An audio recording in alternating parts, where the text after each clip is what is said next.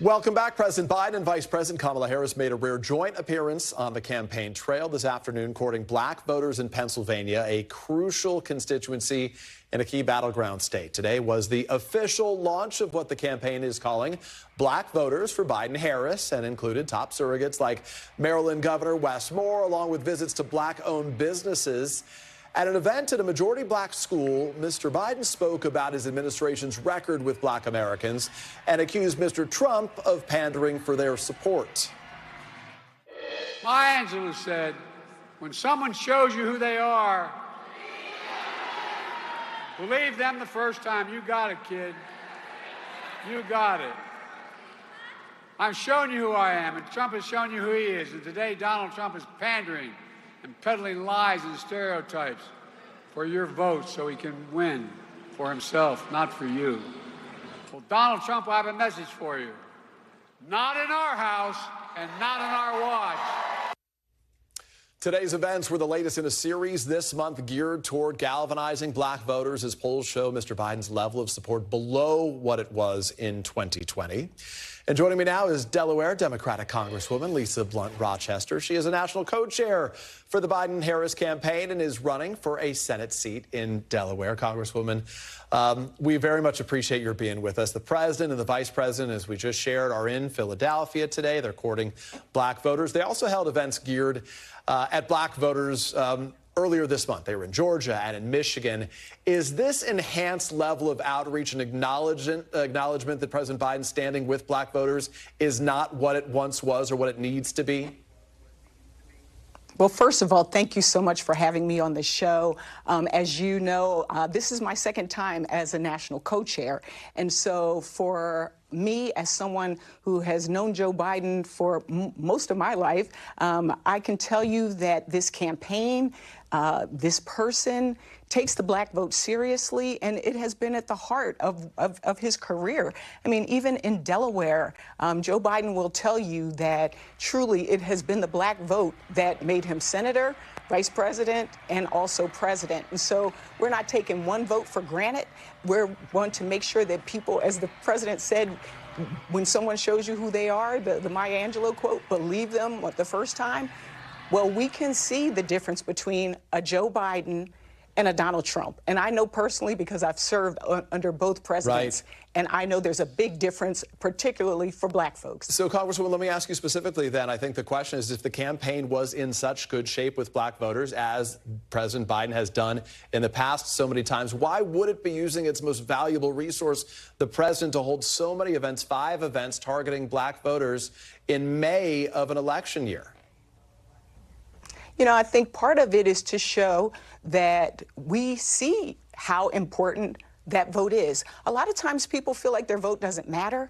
A lot of people are going through a lot of struggles right now coming out of the pandemic, and they are not even aware of the things that this administration has done to really uplift our communities. So is that evidence of why we're seeing some, I'm sorry to interrupt, is that evidence of why we are seeing some of the erosion right now, the need to sort of better communicate that so they can bring those black voters back? You know, again, I think a lot of people have their own pains and things that they're dealing with. And so we want to make sure that we highlight the different investments that he has made, whether it is in our infrastructure and creating jobs, the lowest black unemployment rate in 50 years and probably ever for us, investments in our black small businesses, which is why he was visiting small businesses today. When you look at the investment in education, you know, the $16 billion for HBCUs, and also student debt relief, which is one of the top issues that I hear about from black voters. I had a Capitol police officer stop me on my way into the Capitol, asked me to roll down my window, and he said, my wife is a school teacher. She's been working for decades. We were able to get that debt relief, and it's the first time that we've been able to get out from under, and I feel like I hit the lottery. I want you to tell Joe thank you. Mm-hmm. We want to make sure that people see and hear those stories, right. And we're making those investments now because it is a priority and as you for know, this community as well. I was just going to say, as you know well, the others. issue of student debt forgiveness right now is obviously one that benefits some Democrats, some Republicans, and other independents have had their own complaints saying it's unfair to support one community who went to college and not to support another. These are challenging decisions for the White House right now. I do want to put up some of the key numbers, though, from our NBC poll. Compared to 2020, the number of black voters and young voters who say they are very interested in the election is sharply down. Those were two key groups for the president. So I know the efforts that you're making right now to spark support, but to this point, has the White House not done a good enough job of communicating this message to the black community? We had a lot of the folks we spoke to out there right now who talk often in the black community about how high prices are, not exclusively inflation, but just how expensive things have become. Yeah, one of the number one issues that we hear about and that this administration is working on is lowering the cost of things. Everything from making sure that insulin prices are cut and capped at $35 for those on Medicare to, again, dealing with issues such as student debt and access to capital. But I think the reality is, you know, like I said, folks are living in their own world right now, and they are, we're trying to make sure that we let them know we see you, and that's why this administration has put so much effort in, and that we're going to make sure that you get the message that works for you.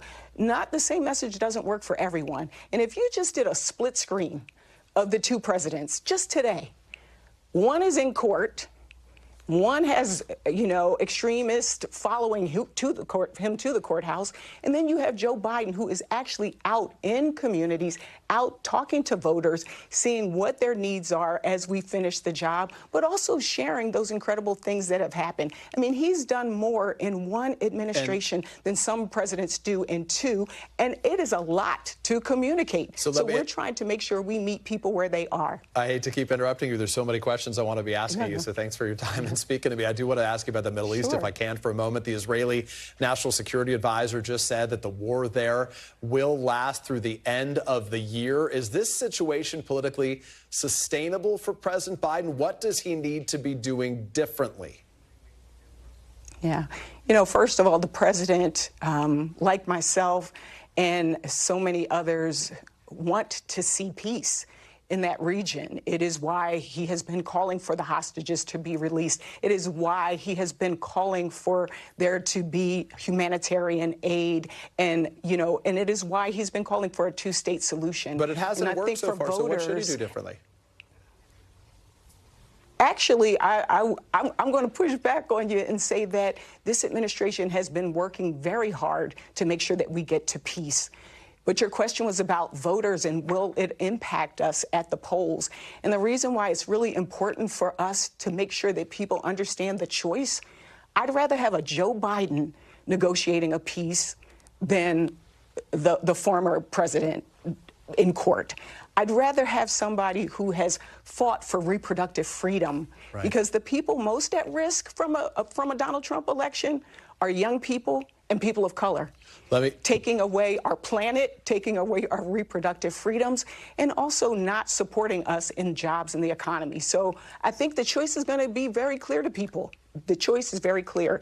Joe Biden and Kamala Harris are working for everyone, as opposed to Donald Trump, who's concerned about himself and a small group of people. Let me ask you specifically about that topic, reproductive rights. The Biden campaign put out a statement just today hitting a reported Trump plan that would remove requirements that insurance cover forms of contraception. Is the Biden campaign laying out the stakes of a Trump presidency well enough? This has obviously been a very determinative issue in a series of states, including some red states in the early primaries that we have seen right here. Does the White House need to do more to make this issue clear to a wide swath of American voters? Well, first of all, you know, we've got a former president who has bragged about wanting to ban abortion. He has bragged about actually the Dobbs decision and who he put in. And now he's talking about contraception. He's talking about IVF. I literally became a grandmother this past year for the first time. And had it not been for IVF, my granddaughter wouldn't be here. So this administration, Joe Biden and Kamala Harris, have been real fighters for this. But you're seeing across the country that it's an issue that brings together young people, it brings together Democrats, Republicans, and independents, and it's going to be on the ballot. It is going to be one of the determining factors in who wins this election. You got somebody who is focused on our reproductive freedom, and somebody who's trying to take, for the first time, we've actually had a constitutional right taken from us. That Donald Trump owns it. He owns it. And so we're not going to let him forget it either on the campaign trail. Congresswoman, and we should say Grandma Lisa Blunt Rochester, we appreciate you making time and speaking to us. Thank you so much. Thanks for watching. Stay updated about breaking news and top stories on the NBC News app or follow us on social media.